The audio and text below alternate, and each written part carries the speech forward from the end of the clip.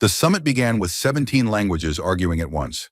John Halvers sat on the far edge of the Earth delegation's platform, clenching a cup of synthetic tea that tasted faintly like melted batteries and hubris.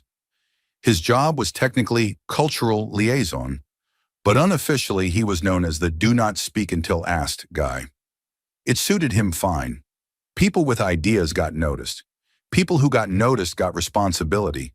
And in a room full of aliens with diplomatic immunity and disintegration jewelry, that sounded like a fast route to obliteration.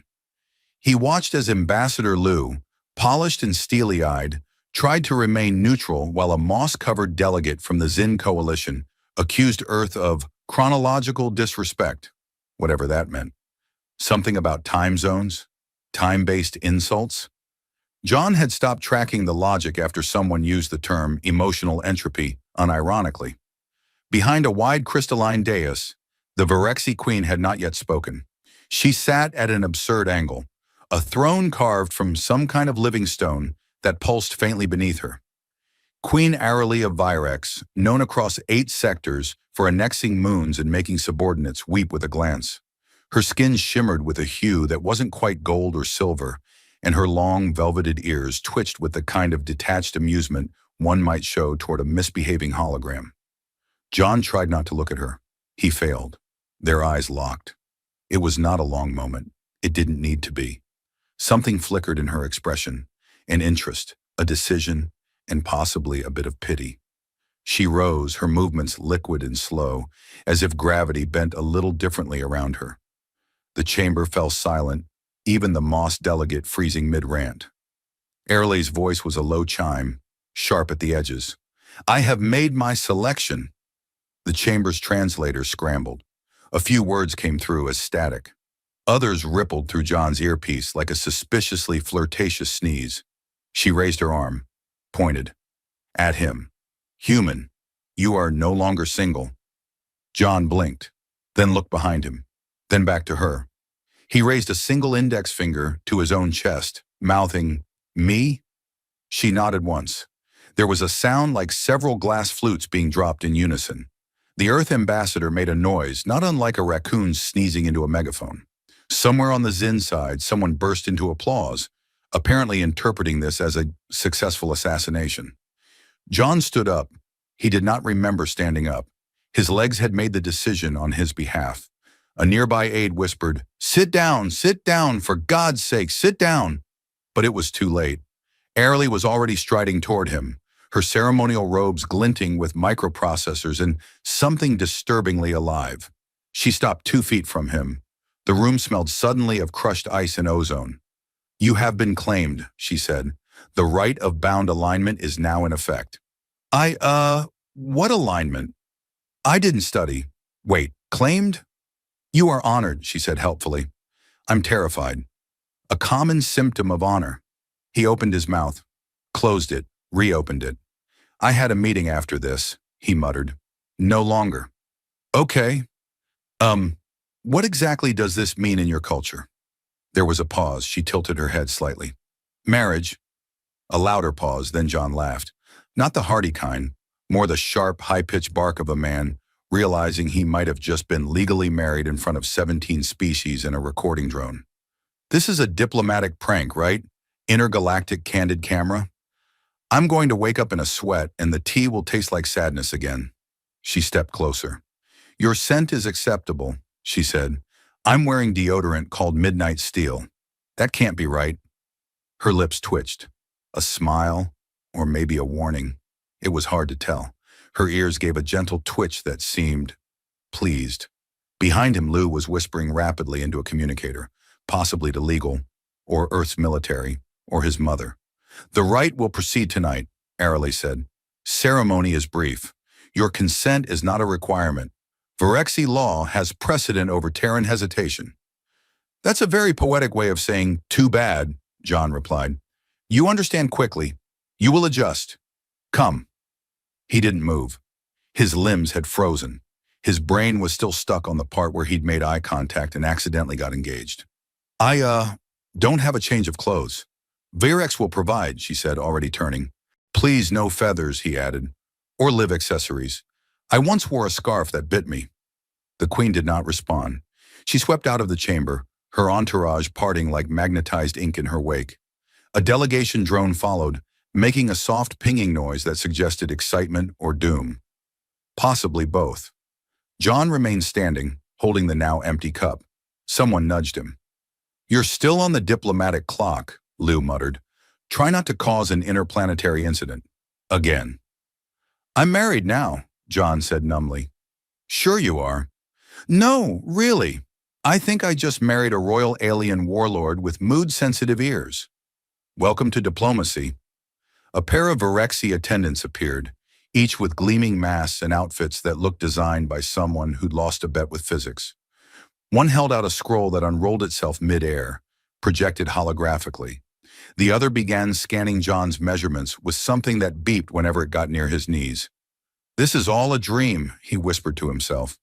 One of the attendants raised a thin brow. "If this is a dream, do not wake." "Oh, good," John muttered. "Even the help does poetry." The scroll read, "By order of her magnificent authority, Arale of House Vale, Sovereign of Virex, Tamer of the 13 Sons, Keeper of the Veil, She Who Chooses, and Mistress of the Woven Flame." "Wow, that's a lot of titles," John muttered. "The human known as John Halvers is hereby designated Consort Prime, bound by the sacred right of alignment, afforded all honors, duties, and access codes therein." Access codes? The scroll finished with a little musical chime and disintegrated into sparkles. One of the attendants handed him a box. Inside was a ring, a tunic that looked suspiciously sentient, and a card that read, "Try not to die. It makes the queen angry." John sighed. "Is there at least a buffet?" John awoke in a bed the size of a tennis court, dressed in something silky and self-warming, blinking up at a ceiling that slowly rotated through constellations he didn't recognize. A polite chime sounded near his ear, and a soft voice said, "Good morning, consort. Would you like to begin the traditional ceremony of fruit recognition?" "No," John mumbled, trying to sit up without tangling himself in the blanket, which seemed to be tucked in by a sadist or possibly sentient itself. "Very well," said the voice. "Fruit will remain unrecognized." A section of wall dematerialized, revealing a hovering table bearing breakfast, transparent cubes, steaming spheres, and one thing that resembled an omelet if an omelet had opinions about jazz. He sat up carefully, scanning the room. There were no doors, only curved partitions that shimmered faintly, like polite force fields. He suspected they wouldn't open unless they were in the mood. He picked up one of the transparent cubes. It vibrated. "Okay, breakfast roulette it is." There was a faint hum, and the wall shimmered again. A tall figure entered wearing robes woven from shifting light. The being had 4 arms, no discernible nose, and a clipboard. "Consort John Halvers," they intoned. "I am Elzin. I am your acclamation officer. You will learn Virexi etiquette, law, culture, history, and the correct method of not offending anyone important." "I've already failed that last one. Spectacularly." Elzin did not blink, possibly couldn't. "Your offenses have been canonized. Chapter 3 of the archives has been retitled The Incident of Unsolicited Eye Contact." John rubbed his face. "That's going in the history books, isn't it?" "Correct. Now dress yourself. We begin with post-claymation rituals and a lecture on fork hierarchy." The tunic from yesterday folded itself and floated toward him. It smelled faintly of lavender and software updates. 30 minutes later, John stood beside Elzin in a vast hall where the floor subtly rebalanced to keep guests from falling over. Dozens of Virexi dignitaries watched from their designated levitation platforms. Each wore an expression that ranged from curious to appalled. A trio of aristocrats hissed like punctured air mattresses when John waved at them. At the far end of the hall, Queen Arale sat on her throne, unreadable. Her long ears twitched once as he approached, which Elzin had told him meant acknowledgement without amusement. He bowed, or at least tried. He leaned too far and had to recover with a half spin and a wave. There was a collective intake of breath. Elzin whispered, "That was technically a gesture of submission." John whispered back, "Well, that tracks." Arale rose. "You are now bound to the crown by right and law. Your presence is subject to scrutiny, tradition, and a 12-part ceremony that will not be repeated." John nodded solemnly. Can we skip to the part with snacks? The Queen's ear twitched again.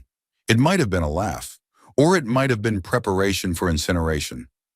The ceremony continued. There were declarations, oaths, holograms, and a segment where John was instructed to place his hand inside a hovering cube that analyzed his bone structure and sang a short lullaby in response.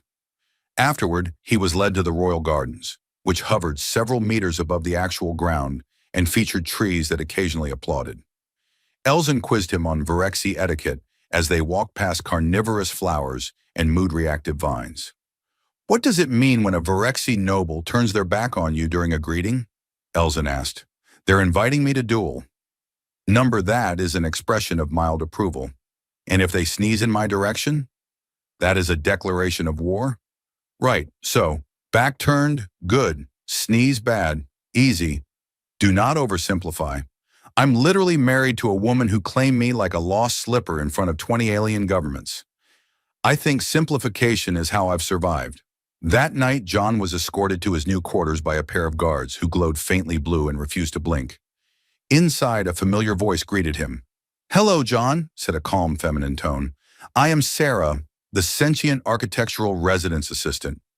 I will be managing your daily schedule, your nutritional intake, and your privacy levels. John sighed with relief. Finally, a voice that doesn't sound like a diplomatic drone having an existential crisis. Sarah replied, Thank you. I have been practicing sarcasm. Fantastic. Can you explain what half my wardrobe is made from? Silk generated by Virexi shadow worms. Very fashionable. Also slightly flammable. And the royal bed? Filled with programmable gel. Responds to dreams. That sounds illegal. It is. On 3 moons. He sat down at a console. Okay, Sarah. Real question. Does the Queen really expect this to be real? This marriage thing?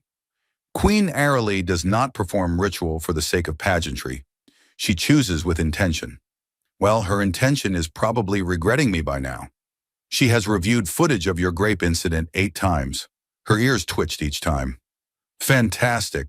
My legacy is fruit-based. There was a knock, more a shift in air pressure than a sound. He turned. Aralee stood at the threshold, her ears high, her posture like a comet in mid-course. I thought we should speak privately, she said. I've been speaking to a wall AI for an hour. Then you are well prepared. She stepped inside. The door sealed behind her with a noise that sounded suspiciously like commitment. I will not pretend this is typical, she said. But Virexi law is unyielding. When I chose you, it became truth. There is no reversal. John nodded slowly. No pressure. She regarded him a moment longer. You have not attempted to curry favor. You have not groveled. You have not even tried to understand our hierarchy. I've been here for 48 hours. I only just figured out how to use the bathroom without a translator. Her mouth twitched. He couldn't tell if it was irritation or entertainment. Your humility is confusing, she said. It's not humility, it's survival. A long pause, then quietly she added, You are not what I expected. He smiled faintly. Neither are you. I assumed Galactic Monarch meant more robes and less kidnapping. Another pause, then she said, You are permitted to make jokes. That's good, because I'm probably going to panic joke my way through the next week. Then I shall prepare the royal patience. She turned but paused at the door. John? Yes, Your Majesty. You do not belong here, and yet you do not repel me. High praise. Then she was gone. Sarah whispered. Her ears twitched. Twice. Progress, John murmured. Weird, terrifying progress. The royal breakfast chamber was more of a kinetic dining amphitheater. Every seat was self-adjusting, every utensil was self-sterilizing, and the orange juice was, according to the hovering label, expressed from a fruit that used to be sentient but has since retired. John stared at the bowl in front of him. It was making occasional chirping sounds and shuffling its contents, like a confused DJ trapped in a salad. He poked it. It hissed. He gave up. Across the long crescent table, Queen Aralee sat in serene silence, sipping a drink that pulsed faintly purple. Her attendants stood in disciplined rows, blinking in rotational harmony. John cleared his throat. So, I had a dream last night where the bed tried to negotiate trade agreements with me. Airley's gaze slid over to him. Did you agree to anything? I think I gave it rights to my closet. Might explain why I woke up dressed like an ambassador from Disco Planet. She made a low sound that might have been amusement or indigestion. He took it as a win. Elzen arrived moments later, 4 arms full of scrolls, a tablet, and something with too many hinges. Consort, your acclamation itinerary continues. Today you must complete your social legitimacy sequence. That sounds deeply optional. It is mandatory, John stood. Please tell me it involves fewer mystery breakfasts and more sitting quietly in non-lethal chairs. Incorrect. You will undergo interviews, undergo a neural compatibility scan, and engage in minimal ceremonial combat. He blinked. Did you just say combat? Minimal. John looked to Airley for backup. She took another sip and said, surviving this will raise your approval rating. That implies I have an approval rating. You are polling better than the previous consort. What happened to them? Imploded. He paused. Like emotionally or... Elzen clapped once. To the scan chamber. The scan chamber smelled like peppermint and clinical dread. John stood in the middle of a transparent sphere while beams of soft light passed over him, pausing occasionally to vibrate or mutter diagnostics in some sort of musical code. A nearby technician whispered, his neurofractal signature is extremely unstructured. He's from Earth, Elzen replied. Their brains are known for erratic logic patterns and something called doom scrolling. John raised a hand. Hey, I'll have you know I only doom scroll during meals, awkward silences, or global crises. Exactly.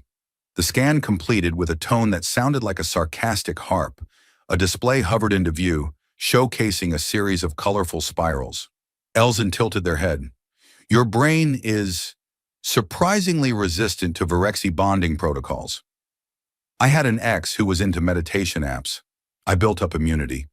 You are either uniquely stable or cosmically inconvenient. John shrugged. Why not both? Later, he was fitted with a ceremonial uniform for the legitimacy parade. It consisted of metallic draping, a sash that blinked with mood indicators, and boots that magnetized slightly when he walked too fast. Sarah whispered in his ear, your left knee is currently calibrated for diplomatic restraint. He replied under his breath, please recalibrate it for fleeing awkward conversations. That function is reserved for royal concubines. I'll take the application form later. The parade took place on a levitating platform shaped like a wide crescent blade. Thousands of Virexi citizens watched from balconies, sky bridges, and floating garden pods. When John waved, a ripple of cautious applause passed through the crowd, followed by a polite sound that resembled distant throat clearing. Elzen narrated in a low voice. That is the traditional Virexi acknowledgement of a public figure who has not yet failed catastrophically. Great. I'm one media scandal away from an aggressive cough. Beside him, Airley was stone still, projecting regal grace. He leaned toward her slightly. You know, on Earth, newlyweds usually take a honeymoon, somewhere with beaches, little paper umbrellas, no public parades or scanning rituals. She didn't turn. Virex does not permit frivolity during political alignment. Well, maybe Virex needs to discover cabanas and mid-morning naps. She glanced sideways. You are strange. I prefer the term culturally nuanced. After the parade, the two of them were ushered into a smaller chamber for the final ritual. Ceremonial combat. John stood across from a hulking Virexi warrior in armor that clicked menacingly whenever he breathed. Elzen handed John a training staff. This is symbolic, they said. You need only survive 90 seconds. The warrior growled. I do not support this union. Great, John muttered. Really great to have your blessing. The staff lit up in his hands, humming softly. John took a deep breath, immediately forgot everything the AI had told him about Virexi battle etiquette, and adopted what he hoped was a neutral stance. The warrior lunged. John panicked. He dropped the staff, ducked wildly, rolled sideways, and accidentally triggered the magnetic boots mid-turn. They pulled him into a spiral, flinging him directly into the warrior's knees. The warrior toppled like a disgruntled skyscraper. Silence. Then, a single incredulous laugh from the Queen's throne. Elzen cleared their throat. Ceremonial combat concluded. John looked up from the floor. Do I get a scorecard? You get immunity from further combat. I'll take it. That evening, he returned to his quarters, staff bruises forming in interesting constellations. Airily arrived shortly after, silent as always. You fought creatively, she said. I fought accidentally. Creativity and accident are sometimes indistinguishable. He rubbed his shoulder. You're full of comfort today. You survived. Technically. There was a pause, her ears shifted. I have begun to understand your function, she said. My function? You are disruptive. He looked at her, alarmed. In a useful way, she added. Oh, well, that's the nicest thing someone said to me after I knocked over a soldier with my face. She stepped closer. This alliance is different than expected. You mean you didn't plan to tie your fate to a snarky Earth bureaucrat with social anxiety and snack-based coping mechanisms? I did not. Good, Sean, John said, because I didn't plan on marrying an 8-foot-tall space empress with legal ownership of a moon and the emotional range of a particularly polite glacier. Her ears twitched. She stepped even closer. This is not what I intended, she said softly. No, he replied, but I think it might be the best diplomatic crisis I've ever been in. John sat in the middle of what the Virexi called a harmony council, which was neither harmonious nor a council, but more of a weekly argument disguised as a legislative puppet show. Around him, 37 officials levitated in softly glowing orbs, each of them competing to outdeclare, outglare, and outglow one another. Some used translators, others simply shouted louder, convinced that volume was a universal language. A particularly large delegate from the Larnai cluster waved what looked like a golden tentacle and roared, "The human consort destabilizes protocol with his presence." John smiled politely. I destabilize most things with my presence, to be fair. The translator coughed. He confirms. Queen Airily sat 2 seats above him, perfectly composed, like a queen-shaped dagger carved from ice. She didn't speak, but her ears had shifted back a full centimeter. Elzen's chart had confirmed that was the Virexi equivalent of mild annoyance, bordering on the desire to vaporize something decorative. John leaned toward her. Should I say something diplomatic or something sarcastic? Do not speak. Right, so sarcasm then. Elzen materialized beside him, as usual, holding 6 data slates and a cup of what John hoped was coffee. There has been an increase in cross-sector memes featuring you. The most recent is titled Earthboy versus the Bureaucrats. You are depicted as a mildly panicked woodland creature holding a treaty upside down. Accurate. The meme's approval rating has surpassed most royal announcements. So I'm what passes for relatable content on this planet. Correct. The council continued arguing, but John tuned them out and focused on the strange flickering along the room's edges. Subtle, rhythmic, like bad Wi-Fi trying to manifest into sentience. He whispered to Sarah through his wrist link. Any reason the council chamber looks like it's buffering? Spatial instability in the northern quadrant. Quantum drag from the orbital observatory recalibration. Mild risk of interdimensional interference. Mild? On a scale from spilled beverage to timeline rupture. Misplaced keys. Good, I can handle that. Unless the keys explode. Unknown. After the council adjourned, with no resolution and several injuries to dignity, John was guided to a diplomatic meet and greet with visiting dignitaries from the Cathari swarm. The Cathari were insectoid, polite, and had the unnerving habit of finishing each other's sentences, often mid-word. One of them presented John with a decorative hive fragment as a gift. He bowed. Thank you. I'll put it somewhere respectful. The Cathari hummed as one. He is tolerable. Back in his quarters, John collapsed onto the bed and stared at the ceiling. It was displaying a slow-motion simulation of nebula formation, complete with dreamy music. He turned to Sarah. Do we have any data on interdimensional instability near the council chamber? There are anomalies, temporal echoes, possible overlapping of Virexi Prime with its mirror twin in the beta reflection layer.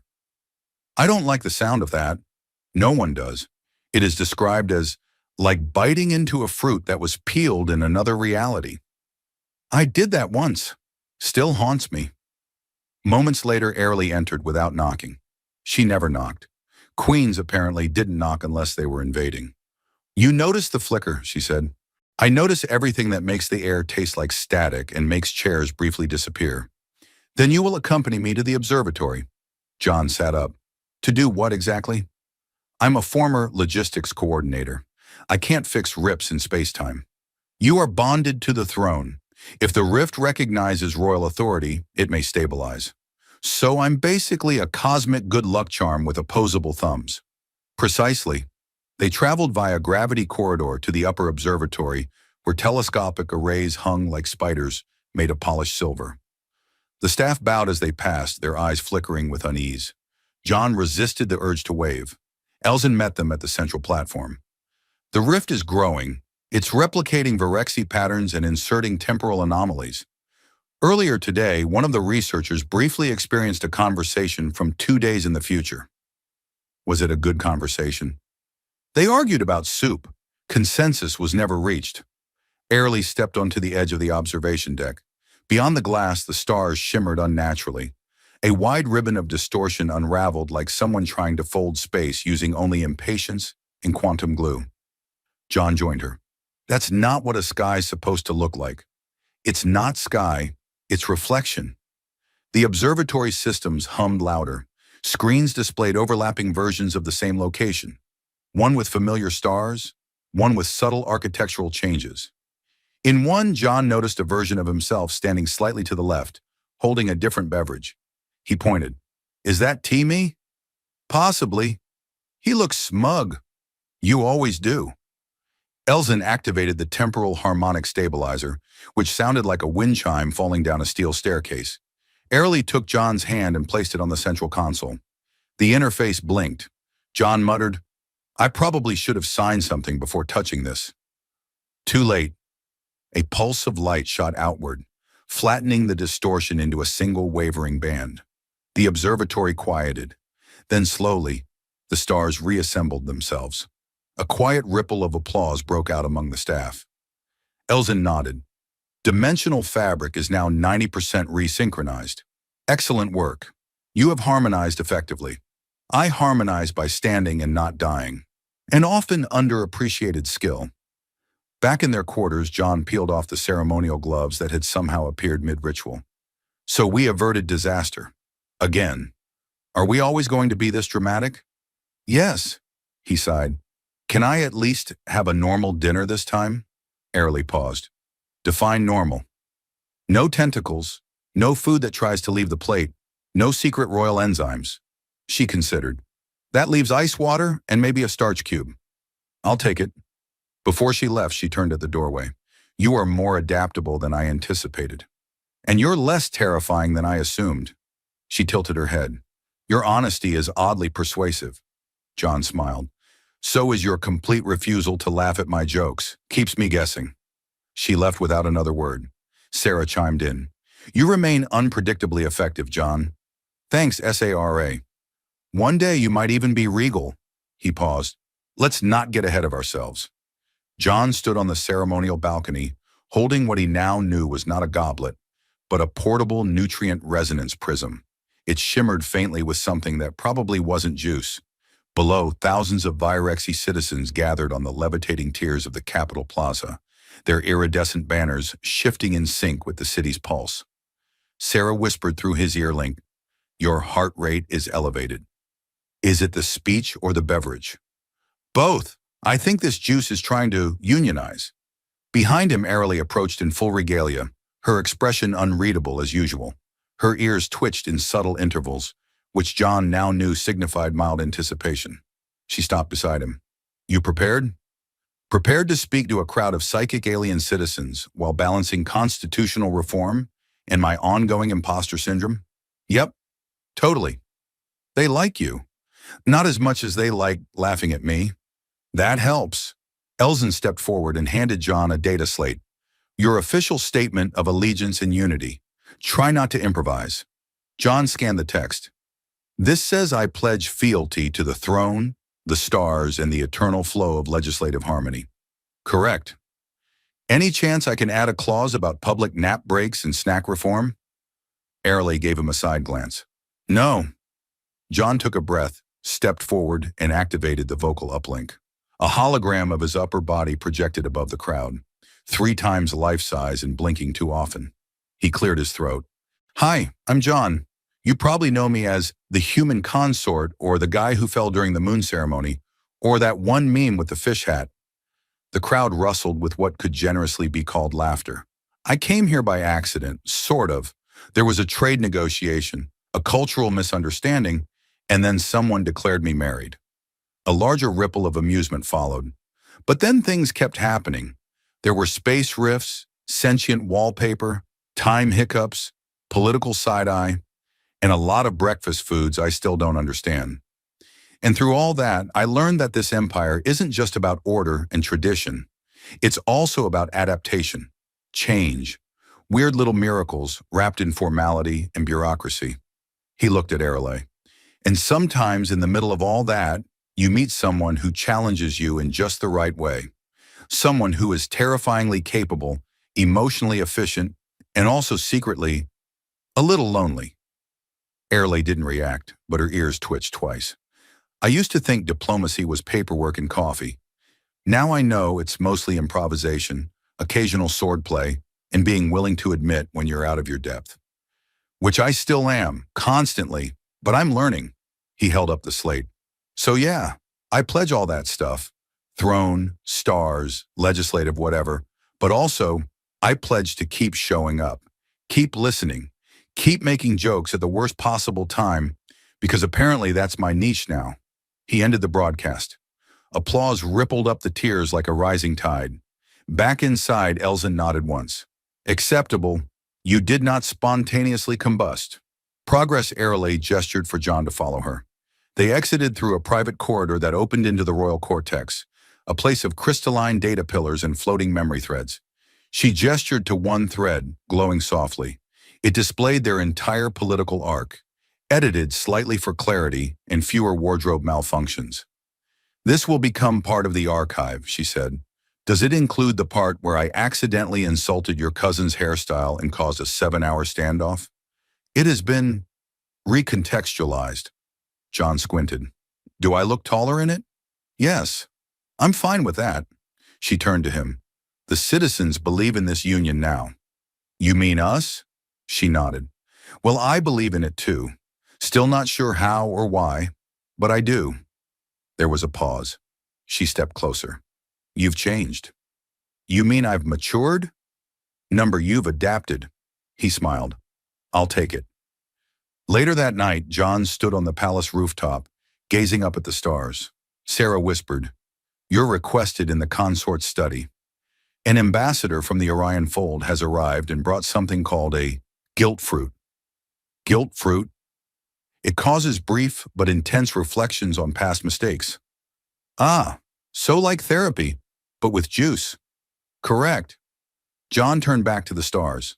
The sky was stable again, the mirror dimension sealed, and his role here, unexpected as it was, felt real now.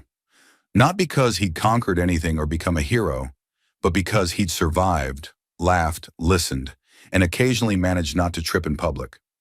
Airley joined him a moment later. No words, just quiet starlight and shared stillness. He nudged her gently. So, if I were single? You're not. Right, just checking. She looked up. Good. The stars didn't answer. They didn't need to.